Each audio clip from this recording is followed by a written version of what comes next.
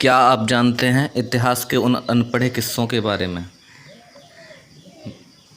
जो इतिहास में कभी पढ़े ही नहीं गए। जी हाँ, मैं बात कर रहा हूँ भगत सिंह, राजगुरु, सुखदेव, इन सभी को जब फांसी हो जाती है उससे पहले की जो कहानी आपको पता होगी, आपने कई फिल्मों में भी देखा होगा कि भगत सिंह का जब ब्रिटिश सरकार शूट आउट का ऑर्डर जारी कर देती है और उधर से माँ के खत आते हैं कि भगत सिंह शादी कर ले, तो भगत शादी के लिए इनकार कर देते हैं।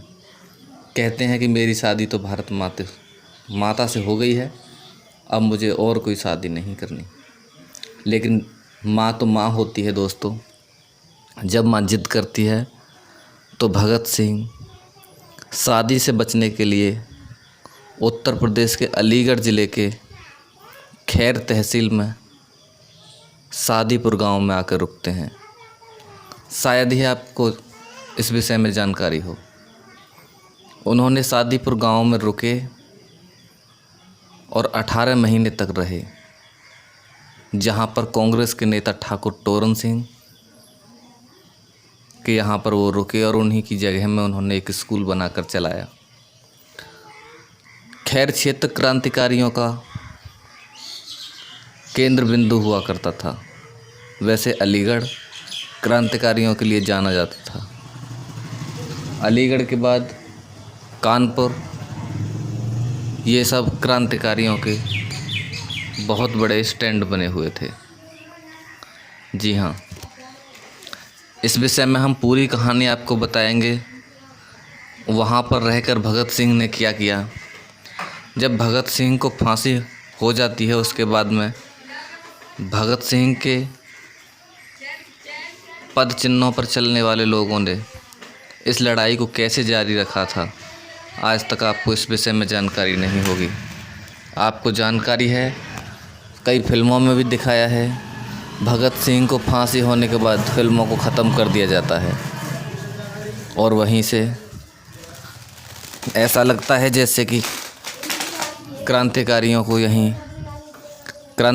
की जो कार्यशैली थी वो यहाँ पर ख़त्म हो गई। लेकिन ऐसा नहीं है, क्रांतिकारियों की कार्यशैली वहाँ पर ख़त्म नहीं हुई। भगत सिंह के बाद तो क्रांतिकारियों में और जोश भरा और किस तरह से उन क्रांतिकारियों ने कार्य किए, ये हम आपको एपिसोड के माध्यम से बताते रहेंगे। ये एपिसोड एक नहीं, करीब 30 एपिसोड होंगे, जिन एपिसोड में भगत सिंह ने क्या किया वो होगा। उसके बाद में क्रांतिकारियों ने किस तरह अपने संख्या बल को बढ़ाया और क्रांति लेकर आए, किस तरह जेलों में बंद रहे। आपने फिल्मों में देखा है कि भगत सिंह को बर्फ़ पर डालकर कोड़ों से मार लगाई गई थी। उनके बाद उनके पद चिन्हों पर चलने वाले क्रांतिकारियों के साथ भी ऐसा ही हुआ। उनकी मारते मारते आँखें तक निकाल ली गई थी। जी हाँ, उन क्रांतिकारियों के नाम सहित हम आपको पूरी कहानी बताएंगे। एक आयरिश महिला, जिसके बारे में शायद ही आप जानते हों, जिसने आयरलैंड में स्वतंत्रता के लिए लड़ाई लड़ी।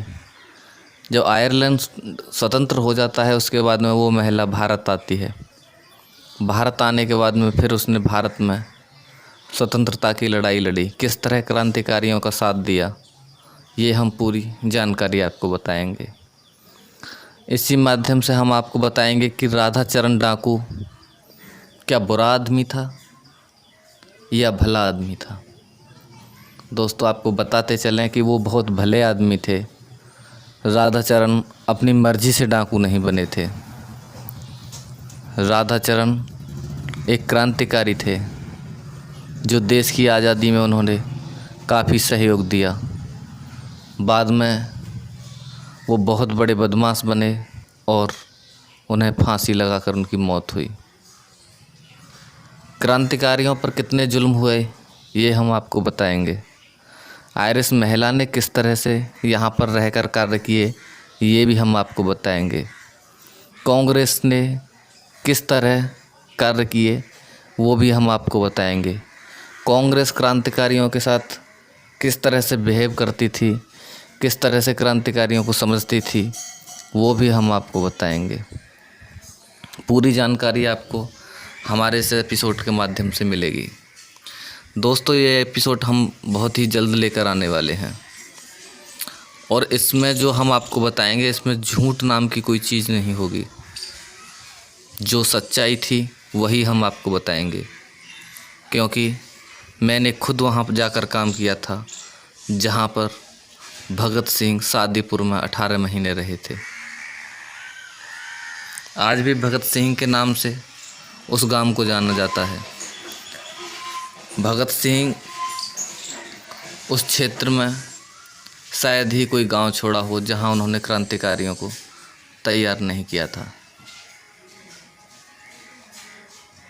दोस्तों, समाजवाद और कांग्रेस दोनों पहले एक थी। किस तरह से समाजवाद को अलग किया गया, जो आज के समय में समाजवादी पार्टी के नाम से जानी जाती है, जिसके मुखिया अखिलेश यादव हैं। इनसे पहले मुलायम सिंह यादव थे। अब वो समाजवादी या परिवारवादी पार्टी बन चुकी है। ये फैसला आप खुद कर लीजिए, क्योंकि मैं किसी राजनीति में नहीं पढ़ना चाहता। जब मैं इतिहास के अनपढ़े पन्नों को पढ़ता हूँ तो मेरी आँखों से आंसू झलकने लगते हैं, क्योंकि आज जो सफ़ेद पोश हैं वो किस तरह से बैठकर कुर्सी पर चैन की नींद सोते हैं और मज़े करते हैं। लेकिन हमारे देश की आज़ादी हमें सिर्फ पन्नों में दिखाई देती है कि कोई आज़ाद, किसी ने हमारे देश को आज़ाद कराया, किसी ने कुर्बानी दी होगी, ऐसा हम लोग सोच लेते हैं। लेकिन ऐसा नहीं है। अगर उन्होंने हमारी बलि नहीं दी, अगर उन्होंने अपनी बलि नहीं दी होती तो आज हम आज़ादी का मुंह नहीं देख पाते। बाकी आप जानते ही हैं, फिल्मों में आप देखते हैं, लेकिन ये आपको किसी फिल्म में नहीं मिलेगा। मैं आपको ये जो एपिसोडों के माध्यम से मैं आपको बताऊंगा, ये आप देखना। आपने अगर हमारे चैनल को सब्सक्राइब नहीं कर रखा है तो प्लीज़ हमारे चैनल को सब्सक्राइब कर लें, और ये कम से कम 30 एपिसोड आपको मिलेंगे।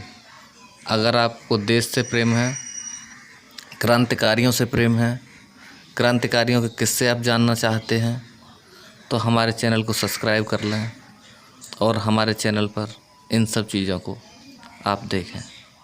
धन्यवाद।